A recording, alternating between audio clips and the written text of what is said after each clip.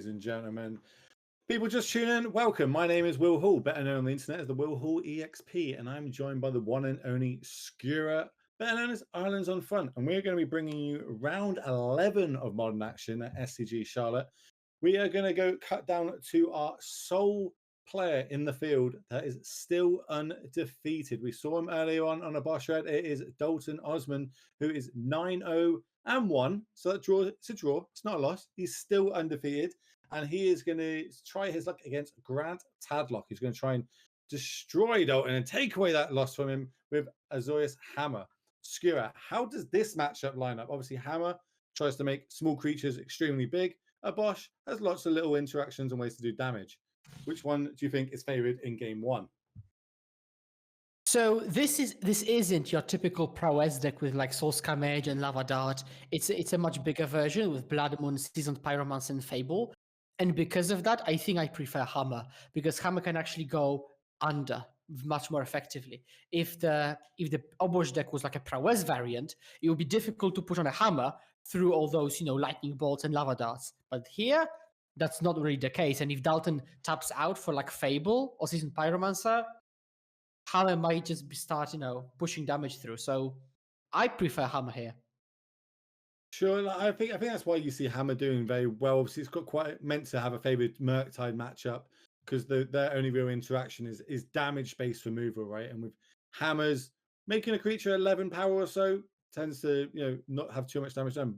I was going to say that one of the key cards I think in here will be the Spike Field Hazard, but it looks like Dalton's got 3 of them in his own hand if he decides to keep, as well as that is going to be that's a couple of lands plus a Bone Crusher plus, as we spoke about earlier, Phoenix. Was it Phoenix of the Ash or Ash? Yeah, exactly. Yeah. Phoenix of Ash. I think it's of Ash. Phoenix of Ash in Modern 901, ladies and gentlemen. Go and buy them out while you can. They're clearly going to spike after this weekend. And on the other side, on Grant's side, looks like we've got 4 lands, a couple of early drops, plus a Springleaf Drum. One of those lands being an Urza's Saga, which we've seen be extremely powerful all weekend. Dalton starting off on just one of those spike fields, tapped for his land for the turn.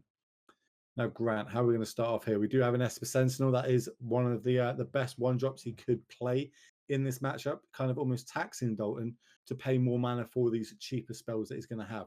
But remember, on Dalton's side, everything in his deck has to be of even cost because he did reveal that Obosh. Wrong. Odd cost, not even cost. Odd, the absolute opposite of even. Odd. It has to be odd costs. As he's going to shock in here. Maybe Grant hasn't seen this deck because, dating maybe in the feature match or something like that. Maybe deciding not to play around Blood Moons, but then he does have a couple of planes in his hand anyway. Yeah, so basically, when I think if you've been playing Modern for quite some time, and especially if you've 9-9-1 here, you have played it, you know that what those Obosh decks look like more or less. And in this case, you should know that even though this is an Obosh deck and doesn't play, 2 or 4 drops, it does play Bone Crusher Giant because it's technically a 3-mana card. So, and yes, as we can see, Bone Crusher Giant going on an adventure, taking Giver of Runes with it. And it does take it down. I know we're going to see the Saga's going to come down here. We're going to start getting that ball rolling. Unlike what in the Titan decks that we've seen the last couple of rounds, they don't really want to be playing that turn 1 in this deck. It is more of a turn 2. So as of turn 3 onwards, we can start making these Saga tokens because there's quite a lot of cheap artifacts in this deck that can be sat on the battlefield, which make those constructs stupidly big. And now a Stoneforge Mystic come down, previously banned in Modern. Hello, is going to get one of the newer cards in Modern, Coldra Complete. Talk to us about that card and why that is like one of the go-to cards or equipments to go find now in these Hammer decks. Yeah, so I remember previously people really didn't want Stoneforge Mystic to be unbanned because it could find Batterskull. And they said, okay, unban Stoneforge if you ban Batterskull. And now literally nobody plays Batterskull alongside Stoneforge Mystic. But what Caldra does, and it's a key thing, it's indestructible. So it does what it does by what it is. And once it comes down, it's an indestructible 5/5 that a mono-red deck will have a hard time dealing with. It does a million of other things, like it has First Strike and Haste. It also exiles a creature upon damage. And as we know, damage triggers work very well with First Strike. So it's overall a very formidable threat. However, there is a downside. If you get your Stoneforge killed, like we've got in this case, then you are left with a 7-mana equipment that, well, you're not really likely to deploy naturally. Yeah, very hard for the hammer time decks. It can be done. Just, normally if you are getting 7 mana, there's a good chance you're probably about to lose the game. As now Dalton's got access to 3 mana plus a land drop for the turn. I do see a Fable in hand. One of the most powerful sagas printed. I suppose it's up there with Urza's Saga, depending on how you want to line those two up, which one's more powerful. It does eat a spell piss, but Oh, that's nice. Like Fable the Mirror Breaker, like we've seen this card pop up in multiple formats, do extremely well in multiple formats, and even in like things like Modern, where we want to rely mostly on like 0 cost free spells, 1 and 2 drops. We see this free drop enchantment that makes tokens and cycles a deck, and it fits in so many decks so well. I would, if you told me when that got printed that this is going to see Modern play, I would have laughed at you. I'd be like, nah, no chance, not going to happen. Oh, this card was one of the biggest misses during the spoiler season, like in the recent months or maybe years. Like nobody saw it coming, and especially like the delta between what we thought the power of the card was going to be and its actual power is just huge. It's absolutely huge.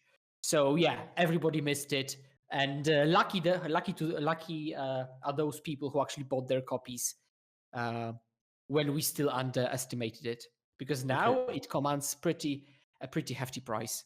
So this is a nice turn. So yes, we got our Fable countered with a spell pierce. Sucks for us. But then on the flip side, Grant's now used most of his turn and his mana to make a construct, which was only a 1/1. But while it was a 1/1, we managed to get it out of the battlefield with a Spike Field Hazard before we had the option to go and find and two up another artifact here. So kind of big hits on both sides here. You know what I mean?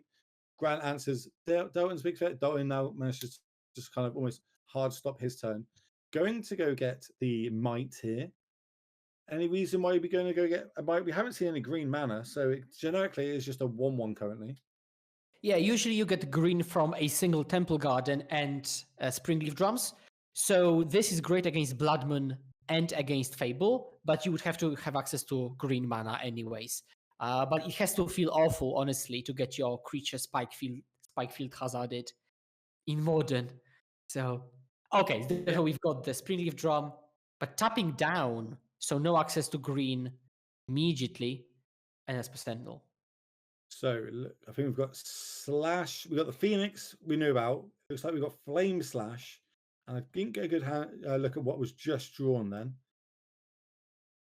Obviously, with these new beautiful hand cams, we do. It looks like double. Is that double Flame Slash? Double Flame Slash Phoenix. I think. Yeah, I think it's the new art Flame Slash is the one in the middle there. Yeah, it's like is that like a promo one? Looks like it is. Looks very nice either way. A fun fact about Haywire Might is that Haywire Might is an insect, while Skrelv is a Might. So for some reason, the wizard missed it, and an actual card with the name Haywire Might is not a Might. So that's another case where we might be seeing an errata like we did with Dryad, becoming a Dryad, not only a Nymph. And we're going to see both of them do get deployed here, clean up the other side of the battlefield, which is obviously quite key for a deck that's trying to attach hammers and equipments to creatures. If you don't leave them with any creatures, they're unable to do that. Now, Dalton with a clean board on the other side, can play his land drop, can either choose to deploy this giant or get this Phoenix on the battlefield. We'll see which one he wants to go for. So you could take Obosh to the hand, and then on the following turn, maybe go like Bone Crusher Phoenix, and that Phoenix would... So you could do that, but he wants to put pressure on the battlefield immediately. Yeah, I like that, especially if I draw a land for this turn. It means I can at least do both of these things this turn. Again, didn't get a good look at what he looks at, but we do have these awesome hand cams, so maybe we can flick down, see what he's like. Look at that, like on cue. Nice. And then obviously he puts the cards down for us. Come on, Dalton. Does he not know that we're streaming this live? He's having I don't know what he's doing on his phone. Is he getting? And we can see his wallpaper, I guess. So. Luckily, it is a PG wallpaper. Yeah. I think we're going to, maybe he wants to read up what a card does. Maybe there's some alternate languages going on. Yeah, they might be Or asking for oracle text, and at any point, players can ask a judge for oracle text of any card, and the judge will show it to them. So now, to be fair, the most hilarious situations are when people ask for oracle text of their own cards, which they've bought, for example, in like simplified Chinese or something, and they're asking, okay, what do my cards do actually? Which could be the okay, case now. how's a Fury? I could, you know, what I mean, that's a good one if you're going to rip off the top to hit, because that is now not only deal with a threat on the other side of the battlefield, it is a threat itself, being a 3/3 a double striker. Ooh, that is such a good draw. Right, pure We're looking for an Sultan. artifact. Any artifact. Oh, Double that fire. is any. That is any. Oh my god. Okay. That is any. Oh Into an my Ascendant. Oh gosh. my god, now we're going to have two massive creatures, which, as we Yep. spoke about, Lightning Bolt don't deal with these. Flame Slash doesn't deal with these. We're now going to have to start getting to like Shatter territory, and I don't think we're going to be playing them in our main deck for Dalton, but he does have a flyer, I Oh suppose, that, my. and he got a Season Pyromancer off the top there. I was truly tempted to Jeez. say that Grant is out of it because Grant had Hammer, Caldra. That's it. But he drew Paladin, Hammer, Sentinel, Sentinel. and like literally, I was going to say he's going to die, and then now he's going to win probably. So I guess Also, I'm really bad at predicting. also to note, he's only one land away from hard casting that Cauldron. Well, that would be yes. That will also be a development. Oh, Blast Zone. Oh, Okay. This game is getting spicy. Love to see it. So okay. Blast Zone drawn for turn. Okay, just And- when I said that Hammer is now going to win, literally Blast Zone of the top. So, nigga, I'm not playing lottery. Oh, come on! No What? way, that was the draw. So he drew basically one of his outs here. I don't even know. I don't think he's dead, but I think he's in a bad position. And we'll talk about the play in a minute of why didn't we crack? Oh, and it's 3 mana to crack Blast Zone, so that actually answers that one. But we're going to make a 22/22 trampling, life linking creature on the side for What? Grant here. This is going to mean that's wild. this game is awesome. I love it. And this is why I love Magic the Gathering. So if you do enjoy watching this chat and this stream, look at all the overlays that's going on, all the work that goes into it, make sure you hit that follow button. All the statistics of how many followers, how many live streams, and everyone watching, these are how we get sponsors. So make sure you're hitting that follow button. If you have an Amazon Prime, throw out this stream, helping you out, help grow this channel, get everyone involved. And, you know what I mean? No one else is putting this on. So we're going to have to do it ourselves. And Anu has stepped up to the front of everybody in doing all this. Anyway, back to the Magic. A 22/22 lifelink and trampling creature has been turned sideways, and Dalton has to work out how does he want to block here. He could just potentially block with one creature, drop himself down to 19, and hope this Blast Zone does a lot of work next turn. But on the other side, Grant is going to go up, gain 22 points of damage, life this turn as well, which is quite a big swing. There is an interesting dynamic. So, like, one thing is that Dalton doesn't want to die, so that's pretty obvious. But he's considering multi-blocking, and that could be for two reasons. One is preserving even more life, but two is that if those creatures deal enough damage to Sentinel, then Grant wouldn't be able to re-equip, for example, the Paladin without Sentinel dying, because Sentinel still has got all the damage marked on it. So there could be some tactical blocks to ensure that if there is a re-equip, Sentinel dies. So this is going to be 5 damage taken off 22, which is going to drop him down to 3 life here. So he had to he couldn't singularly block with just the Season Pyro. He had to definitely block for 3. Probably, obviously, Giant's the main one you'd want to use there. Maybe we could have used the token, but then Season Pyro in the graveyard's got advantages that potentially doesn't anywhere else. It's just a generic 2/2 on the battlefield. Right, but Now this is Blood Zone. Oh, there's a second one coming as well. Second one in hand. This is where things are going to get interesting. So, we're at 33 life, 36 life as well on Grant's side. It's like, Wow. I'm done all our hard work. Okay, but Blast Zone is huge in this game. It will clean up 1, 2, 3, 4, 5 permanents on the side of Grant and 0 on the side for Dalton. As we do see, that is what's going to happen here. It is going to get blown. We're going to get rid of all these cards. Leave them with a 2/2 on the other side of the battlefield. Notably, now they don't have a land draw to be able to play the Cauldron hand. They need 2 lands to do that. Yeah, and like Obosh with Fury is just such a fast clock that honestly, 36 life isn't much. It's probably just a few combats to close the game. Now Grant can still draw, for example, Hammer. Why not? So it's still possible. Ornithopter. Oh, and now Giver can give pure steel protection from red so that he can attack in. So now the Blast Zone could be popped for 1 to kill Giver of Runes. I mean, on the next turn. Or could be ticked up to 2 to get rid of Paladin. No, that's a. Are we leaving it at 1, or are we going to go up to 2? It's like, hit or miss. I think he's going about the right way. We've got Relic. That's just going to get cycled. Well, if it does, we've got Phoenix in the graveyard. We've got to sort of speak. How important is the Phoenix and the Pyromancer in our graveyard opposed to the top card of our deck? We could play a Bosch here, so that's 5 mana, 2 mana left up. Jeez, this is crazy. But then if we want to blow Blast Zone, we can play land for turn, get back Phoenix, and blow Blast Zone on 1. I mean, I have to say that this game is fantastic. And many games that we've covered today have been great. Like the Blue-Eyed Titan match was awesome. Yeah, excellent Magic today. And by the way, this is one of the reasons I love Modern. So many very powerful effects, but also so much counterplay. And we're just going to play the Relic there, leave it for later on if we need to pop it. What did we draw? Another Paladin, pass the turn back. Well, Relic doesn't work that well with your own Pyromancer and Phoenix of Ash. No. Admittedly. This is game 1 though, so it is in the main. So, there's a lot of graveyard decks, or at least synergy decks out in the field. So maybe it's been doing well. Here it is kind of hindering us, so to speak. But it looks like we've drawn a free drop. Fable is a good one to draw off the top of your deck. If a card's going to get you, help you push an advantage or kind of turn the corner, that is one of the ones that will do it. It's going to get a Goblin Shaman. No, is that the Goblin Shaman token? Yeah, it's Goblin Shaman token. And a Saga's Rift. That's a good one. Okay, now, I'm not sure. I think I would still have preferred to just play Obosh there.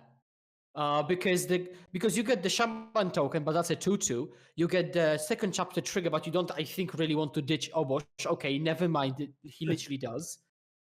Doesn't. But the third chapter is the doozy because you can keep copying Fury. Yes, but that will happen, the turn after the third chapter. So it's a very long-term plan, honestly. So what's going to happen first? The ability to be able to use the copy effect of Fable, or Saga completing all 3 of its chapters? Right. So Saga will go up to 2, then to 3. Yeah. So the Saga will complete its cycle if I'm counting correctly. All right. 2. Flip. Another Fable in hand. Did you another Fable for the turn? Oh no. So Saga will not have searched. Yeah. So the mirror break will be faster. So I assume you're thinking of Haywire Might, right? No. I was thinking which one will be able to get a hammer equipped or something before X, Y, and Z happens. Oh, okay.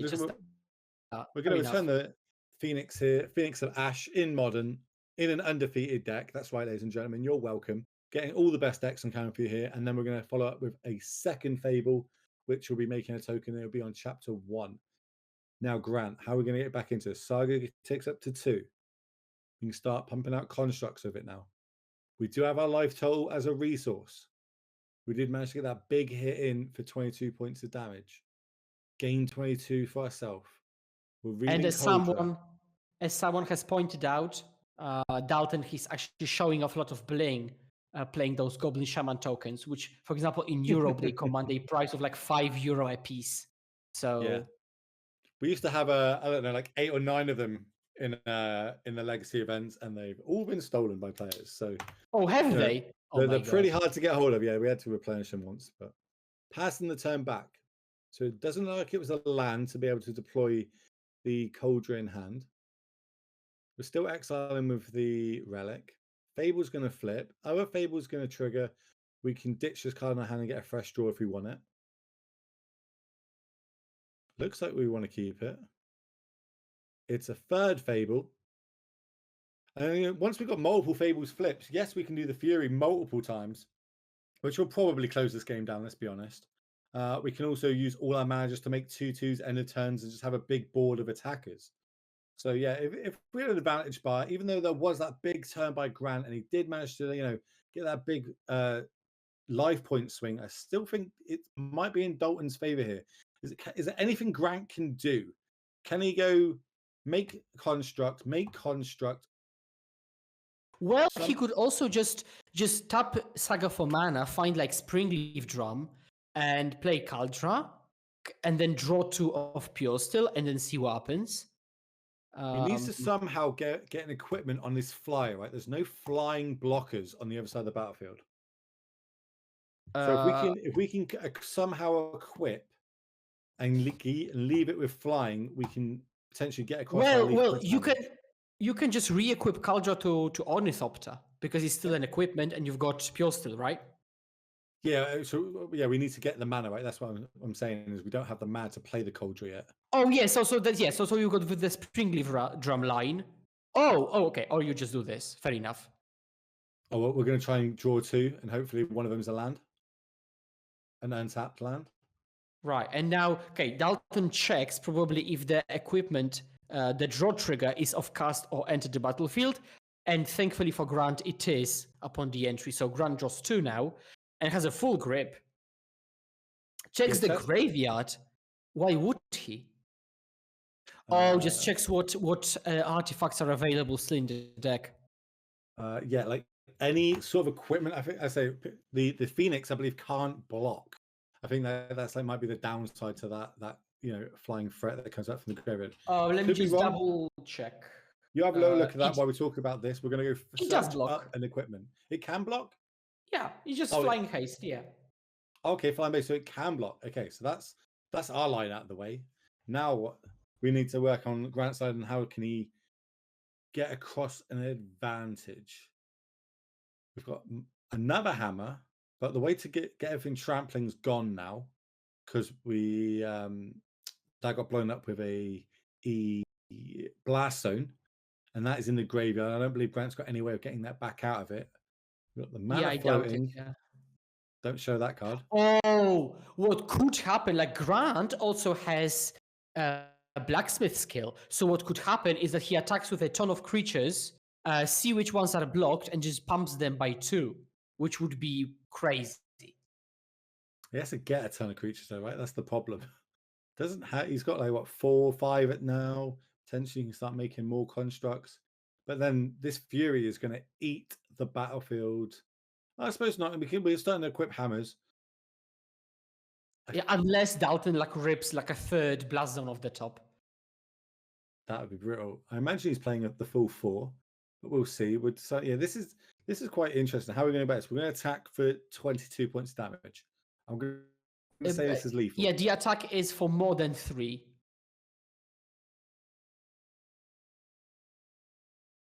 We're going to chump. Right. Yeah, Dalton agrees with our expert opinion on this being lethal and just says, okay, block. Again, now he could have blocked with a 2/2 Shaman to make it impossible to re-equip double hammer. So that's something probably I would have done, just because you don't need those goblin shamans, really. Like, what's the difference between a 2/2 and a 1/1? And this would have made that play impossible with double re-equip. Okay, let's see what we're going to do. So again, exile another card from your graveyard.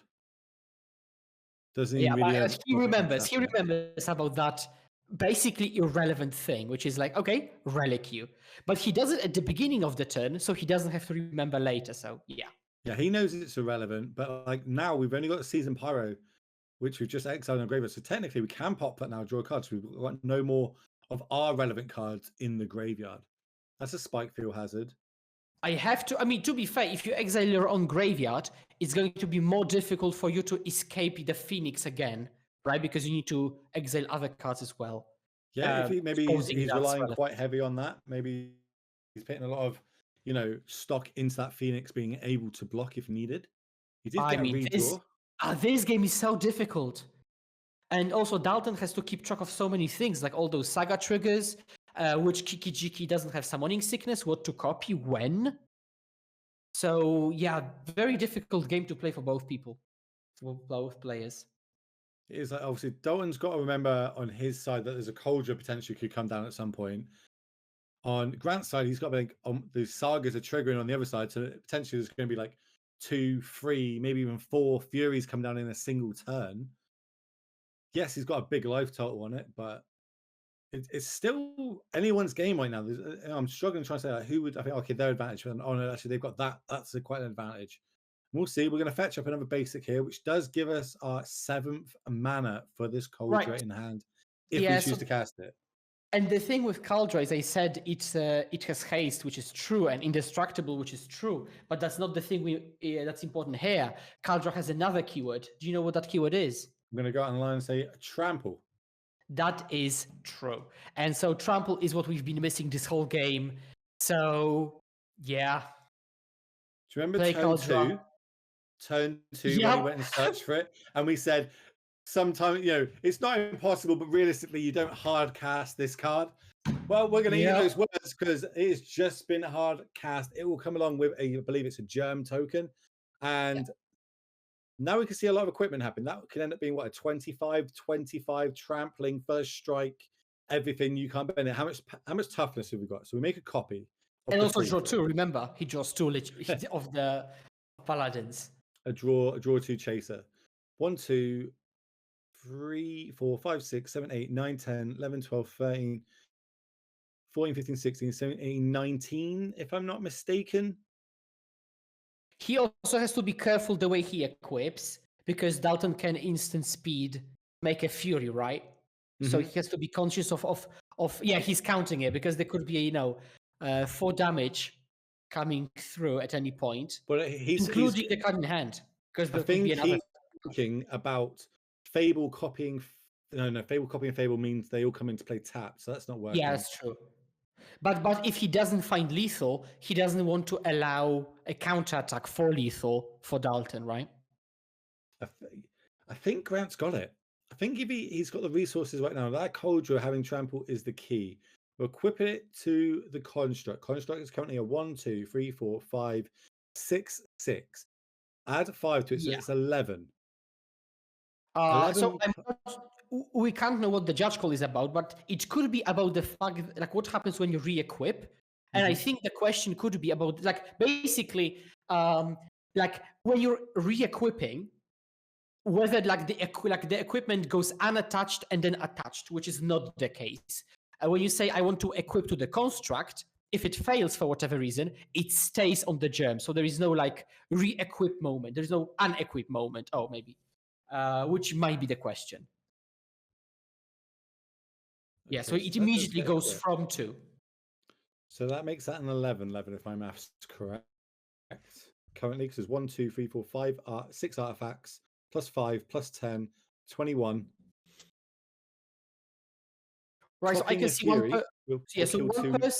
person in chat said to put it on the Ornithopter, but that wouldn't work because the Ornithopter can be killed with an instant speed Fury, because Kiki-Jiki can copy it. So that would be scary. I wonder if we're going to crack that relic to draw a card in response to that equip. Because that is a good do 4 to point. It. And then you have like a Bolt or Bone Crusher Giant, right? So I don't know if it would have saved you, but we would be able to maybe get the construct off the battlefield. We'll see. We'll see how it comes across. And we are everything. Because so he may have counted that, and now I think that's a bit too late. I mean, why would you do it now? Well, he might not have any live draws, but it's worth doing another look at, see what he's. Can't get a good look. Maybe we can get a hand cam down there. It's a Ragavan. So that was a Ragavan card. That was a Ragavan. Is the other card a basic? Think Ragavan and a basic, yeah. Yeah, not going to happen. But look at these beautiful hand cams in the transition. Look how beautiful that was, ladies and gentlemen. That is pro level construction of this stream. And they decide that that's going to be enough. We're going to take the hit. What a swingy back and forth, great game of Magic the Gatherings that was, ladies and gentlemen. Whew, right, let's take a breather. Let's recap on what happened there. So we said that you wouldn't cast a 7-mana equipment. He cast a 7-mana equipment, and it basically won the game. That one turn where we managed to rip sequence after card to gain those 22 points of life, which were needed to survive to get to the point where we had 7 life. Dilton looked like he was on the front foot, in control for a long time. Then Grant swung back, very back and forth between both players, both very disciplined there. But Grant does manage to take down Dame once. Now we're going to start moving to the sideboards. Dalton, what are you going to bring in to try and secure this matchup? Shatterstorm, I'm going to go. Effects are quite good, but it's like half the sideboard.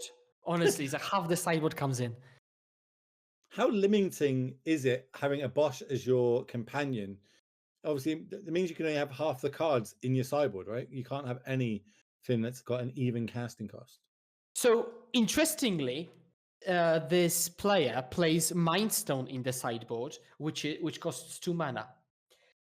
And so that is not really an issue, because basically when you really need those effects, you just don't reveal Obosh, right? So it's not impossible. And I have myself played like Jegantha decks, and then when I sided in Fury, I would just not reveal Jegantha. So, apparently it's not that limiting for Dalton, but we're siding in only the cost that we need. Shattering Spree, just a ton of removal. Like all those cards are removal, and Magus as an additional moon effect for those sagas. And of course, over on Hammer's quite generic. We see a lot of Hammer floating around, especially on top tables. It is a very good deck, and it's good against arguably the best deck, or the tier 1 deck of Merkside. But Sanctifier, talk to me how good that card will be in this matchup. I very much imagine that they're in the sideboard for Grant. So Sanctifier is a great card. Okay, there's like a question about the phone call, I guess. Sanctifier just doesn't die to anything. That's the thing. I mean, that's what you would think like level 1, because Dalton is going a step further and sides in Pyrite Spellbomb, which does get rid of Sanctifier. So it's an interesting dynamic where Grant wants Sanctifier, but Dalton knows that Grant wants Sanctifier, and so he sides in Pyrite Spellbomb. But still, when Sanctifier is equipped with anything, very difficult to get rid of. But this is again where Blast Zone might come in. So honestly, I mean, there is so much interaction between both players. I wouldn't be surprised if the second game also took a long time. No, I can see it. Normally, sideboard games tend to go a bit quicker, but like we saw that there's multiple black scales in the main, so that's fine. I'm just looking at what generic cards we could see. Maybe do you think like things like Path to Exile in this matchup, if he's got access to them or not? Well, I'm not sure I'm concerned really with Dalton's threats, because I think Grant should either be the aggressor or hold the ground using his own creatures like construct tokens. I'm not sure he wants to path anything. Because pathing Goblin Shaman token, not a winning strategy. Pathing Fury, I mean, well, it's done its job already. So, I mean, yeah, I wouldn't like path here. I feel like Dalton did a real good job in that game one of, keeping the battlefield clear. He managed to keep it clear for like the first 4 or 5 turns, then started deploying his threats, and just that one turn where we managed to chain a couple of cheap equipment, draw multiple cards, get that one big hit in. It's that's Magic the Gathering. But now again, he gets to be on the play this time, going forward, and hopefully he can take us to a game 3, because I want to see these two go out all day long. If we can repeat that game 1 multiple times, give me it every round. That was such a joy to watch as we're drawing our opening 7 for both of these.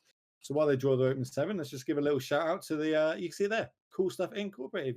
Go use there, get 5% off using code DGen, and then Drip. People just tune in. Remember, a Guy's Cradle is going to get given away in this stream later on. !Drip in chat if you want to know more information about that. Dalton's going to just start off with a basic mountain, both going to keep here, and then Grant starting off with the Sentinel. Great card start off for him. That's a Shattering Spree off the top there for Dalton. Seeing Horizon Canopy deployed first tells me that Grant either kept a 1-lander or kept a hand that has more Canopy lands or Saga. Because you would usually not lead on Canopy, right? Because you were losing life from the very first turn. We had see Stomp and a draw, so Grant draws a card. Happy about it, I assume. Yeah, I mean, it's kind of like half a card there, because Bone Crusher, we still can cast it. We just used the stomp ability of it. And off that, Grant did manage to draw the extra land he needed. So he now can deploy, as we spoke about, the Sanctifier, Pro Red. It might come up in this matchup, so we're going to talk about it. Talk to me about the Bone Crusher Stomp interaction with the Sanctifier if a block is made, and how that whole interaction works. Because it can get quite complicated for some people that has never seen that interaction before. Yeah, so thank you very much for this very oddly specific cue. It might happen. But I do know what you're talking about. So basically, the thing is that Stomp deals 2 damage, but also says that damage cannot be prevented.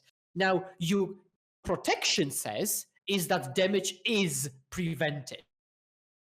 So technically, what you could do is you could turn off that prevention clause and kill Sanctifier.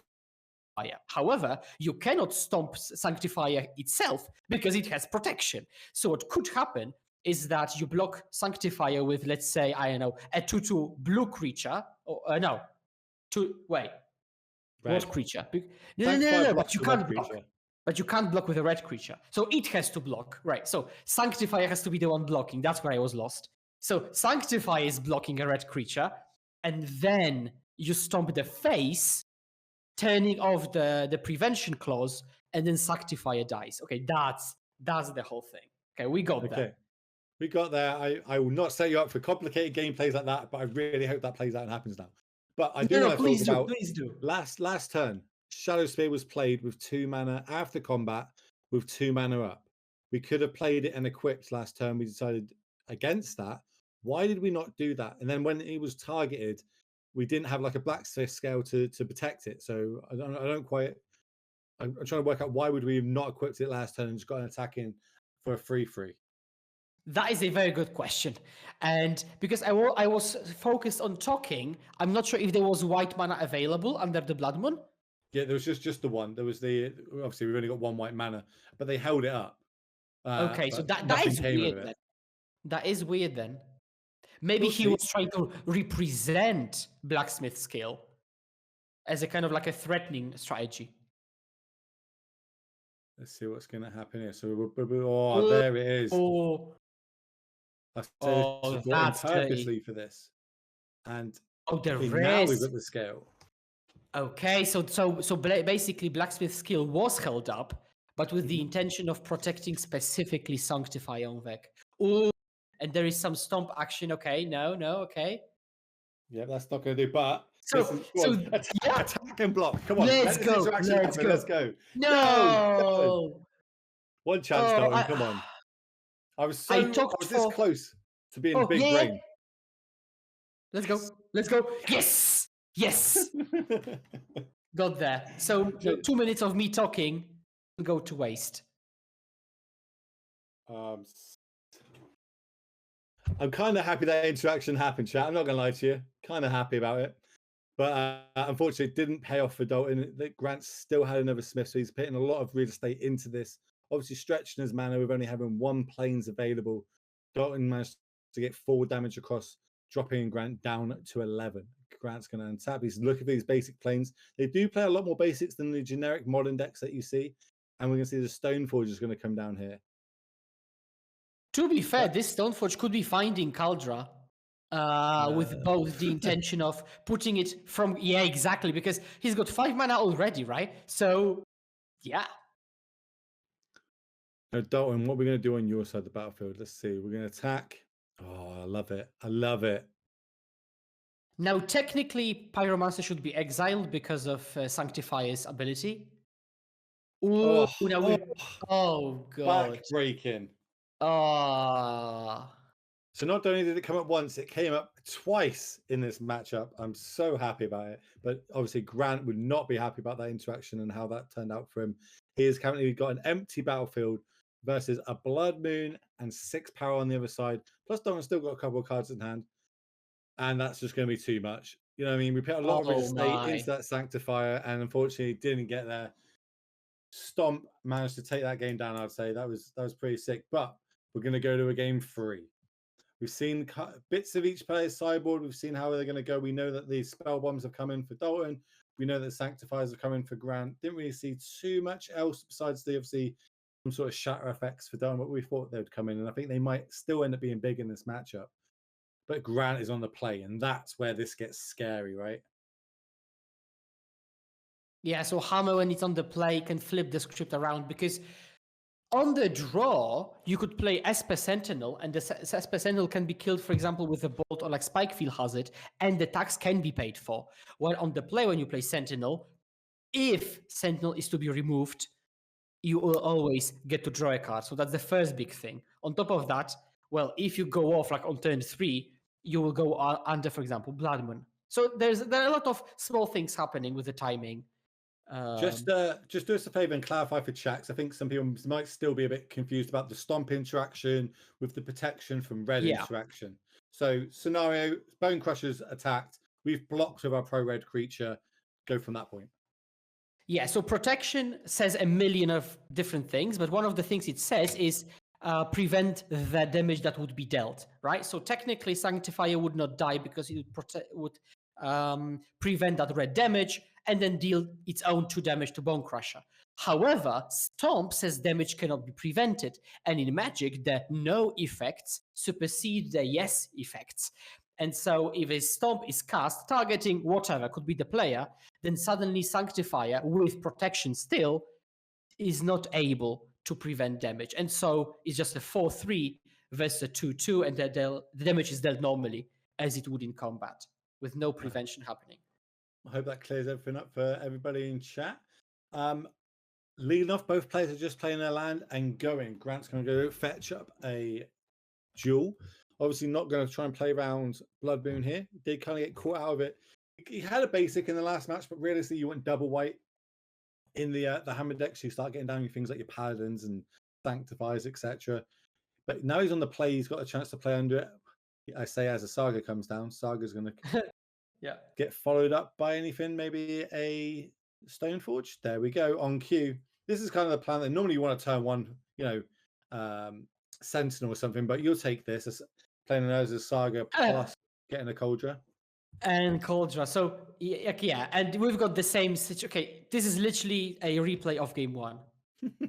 Are we going to see another cast by Sepcat tapping 7 mana sources? Another complete, sorry. We'll find out. Saga's going to have to tick up to 2.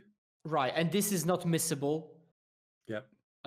So as far as I know, what is missable is the ability, but what's not missable is the chapter uptick. So for example, if you are like at the end of your turn and you forgot to uptick your, let's say, Fable ability, you have to uptick it to 2, but you might not get the second chapter trigger. But it might also depend on the ruling. No, I think you're correct. Again, you can't miss the uptick of the chapter. I think that's what they're just clarifying with a judge. Maybe a warning is going to happen for Grant here. Judge is kind of talking through any card scene, yada, yada, yada. Go through the generics that they have to go through to make sure that the judge understands the battlefield, understands what led up to the interaction, and then how it got moved on to where the point at them calling the judge.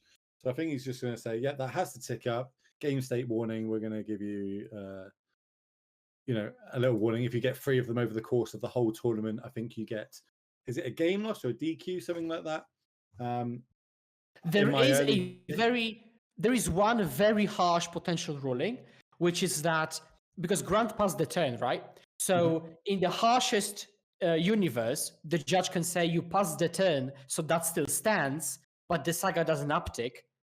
Hence, basically Grant time walking himself. I doubt that's going to be the case because judges have become, I think, more lenient, or the rules rather have because it's not about the judges. The rules have become more lenient and a bit more welcoming and friendly. So I doubt that's going to be the case because now they take into consideration whatever the intention was. Yeah. So I would imagine that they will either roll back to the main phase with the second chapter, roll back to the main phase with a single chapter, but I doubt they will force them to just pass the turn like that. Well, while we're waiting and we're doing it, we'll talk about some of the sponsors that are letting this whole sponsor in the stream so we can bring this beautiful paper magic to you all. So first, we've got Cool Stuff Games. Obviously, go give them a little follow. If you want to go buy anything, you get 5% off with code DGen. And then, of course, exclamation mark drip in chat to get the details on how you can win yourself a Guy's Cradle. That is happening in this stream. So what before this stream ends, a Guy's Cradle will be given away courtesy of Drip through a new. So you need to go set that up beforehand, because you could do it when the giveaway's on, but you know, I don't know how long that setup's going to take for you to do your bank details, etc. Yeah, you actually have to sign into it. So better do it now while you're watching the game, while you've got this in the background. And while that judge call gets sorted out, we're going to move across to our backup feature match, which looks like it is Alan Swan versus Matthew Wright. I mean, it's time I've seen him before going against Jeskai Breach, which I know Skewett is going to be super happy to cover because this is his deck of choice. Yeah, I'm salivating right now. Also, I've talked to Alan multiple times on Discord, on Twitter, so I know him. And yeah, he's been doing pretty well. 8-0-2 with Jeskai Breach, the combo variant. It looks like he was getting a big swing in there and just securing a breach. Moving back to our main match, looks like that counter did happen. End of turn, we're going to make the 1-1. We're going to shoot it with the Bone Crusher Stomp and then pass back, draw, and remember our Triggeric, or I think it goes up to 3. We're going to make a token in response. We're going to go search up. And I think 0 or 1. I think Dalton may have missed his third land drop. Yes. Which is absolutely devastating for a deck that's literally mono 3 drops. So well, that's where yeah. the power of this deck comes from, right? Is its 3 drops. It's got like things like Ragavan on 1, but we haven't seen that. But like on 3, we've got access to Pyromancers, Fables, Blood Moons, and a Blood Moon there on turn 3. After that first Saga trigger was like kind of missed, not missed, however you want to go about it, we potentially could have stopped this Shadow Spear coming down, this second token being made. And I think this game, it looks like Grant is just saying, okay, let's play a normal God Honest game. No hammers, no shenanigans, just a token with a bit of lifelink. Let's play that type of game. You also might not have a way to equip, right? Shadow Spear, normally if you don't have a cheat way to equip, you paying 2 mana to give something lifelink can just work out for you. That's got Summoning Sickness, and it's going to be a 3/3 as we're going to pass the turn back. And there is a land. Oh my god! Oh my god! Oh, what a crazy sequence! So let's break that one down. That was a Shattering Spree. Targets 2 artifacts. That was the construct and the equipment. We were able to save one of them with the Blacksmith Scale, and then we've gone back to Grant's turn where he's drawn for the turn and he played an Inkmoth Nexus and is going to get in there for 2 points of damage. But also, Dilton did manage to find his third land drop, but it was a tapped land. Going back to him now, as he finds like another land. So normally I would feel tempted to animate Inkmoth Nexus, turn it into an artifact to push more damage through, but he has got March of Otherworldly Light. And so because Dalton's deck is mono 3 drops, he wants to be able to hold up March to exile a 3 drop, right? And in order to do it, he has to keep all the mana untapped. But I think what he would rather exile is like a Bloodman and not necessarily Bone Crusher Giant. There's a giver. Winsop Heath played for the turn. Turn passed back. Didn't get a good look at those. I definitely see a Fury in that hand, a Blood Moon, a Fable, and I think a Lightning Bolt. Yep, thank you. Look at that. Get the hand cams going. So that's a Flame Slash, Lightning Bolt, Fable, Seasoned Pyromancer, a Fury, and the Blood Moon. Now, how would you go about deploying these cards in your hand to almost take control back of this game? Well, you could do the absolutely least battlefield affecting play, which is taking Obosh, right? Clearly. But I think I would rather have affected the battlefield a bit more. So, okay, we've got the Fury, and I think Flame Slash. So Fury is going to like maybe kill 2 creatures, and then Flame Slash will get rid of the third one. Hence, well, yeah, I think he's doing it this way, right? Because he's holding up Lightning Bolt in case something like a Blacksmith happens. He can kill whatever that's target in response, but he does manage to take down both, leaving him with just a generic 1/1. That's going to catch the Flame Shut up. And this is, as we said, this is a repeat of game 1, right? He's cleared all the threats on the other side of the battlefield. The thing is that Dalton isn't like shy on cards, so instead of taking Obosh to exile it, I'd rather just play Fable and exile just something else, but like start progressing my own plan, because I'm not sure that like just exiling 1 fewer card is going to like matter a great deal. So what if we have So if we get rid of like Sagada's Aid off the top here, Oh, and we have that's a literally hammer in game. Good game. hand, That's but literally we good don't, game. we hit We another don't. land. Also, there could be like a Pierce to the Paladin drawn. Hey, we're one turn away from that Cauldron being hardcast. Just saying, Blood Moon's going to come down, turn all these lands into mountains, except for the 2 plains over on Grant's side. Does shut down the ink off though. That is just now going to be a basic mountain for the rest of the game, or at least until that's left on the battlefield. He chose not to use the march to get rid of it. Here is Let's the go. second hardcast that we've seen this game. 5/5 first strike, haste, get the gem token on here, turn it sideways, and now we've got a race on our hands.